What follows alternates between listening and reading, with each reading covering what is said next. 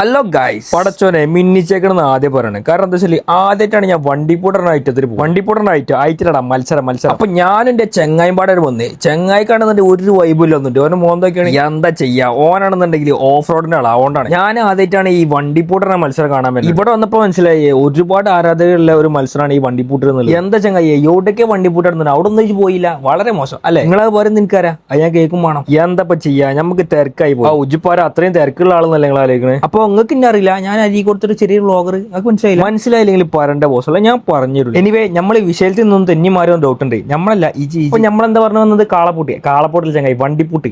Sorry ഒരു അബദ്ധക്കാർക്കും പറ്റി. പക്ഷെ ഈ വണ്ടിപ്പൂട്ടിന് ഒരു പ്രത്യേകത ഉണ്ട്. ഞാൻ പണ്ട് പണിയെടുത്ത സീലിംഗിലെ ഡെക്കോർ വാല പോലെ ആ ടീമാണ് ഈ വണ്ടിപ്പൂട്ട് നടത്തുന്നത്. അതുകൊണ്ട് ഇന്റെ ഇപ്പൊ പണിയെടുത്ത എല്ലാവരും ഇവിടെ ഉണ്ട്. അത്തവണ ഗ്രൂപ്പൊക്കെ വോയിസ് ഇട്ട് ചെയ്യുന്നുണ്ട് നേരത്തെ കാലത്ത് എത്തണം എന്നുള്ളത്. എന്താറില്ല, അതുകൊണ്ട് കൃത്യം നേരം വൈകിട്ട് എത്തിയിട്ട് ഞാൻ വന്ന സമയത്താണ് അത്താവ് കറക്റ്റ് ട്രാക്ക് ഇറങ്ങുന്നത്. ശരിക്കും അയാളെ പേര് അഫ്താബ് എന്നാ. പിന്നെ എല്ലാവരും വിളിച്ച് അത്താവ് നാക്കി. എന്താല്ലേ ഓരോരോ പേര് കണ്ടുപിടിച്ചു.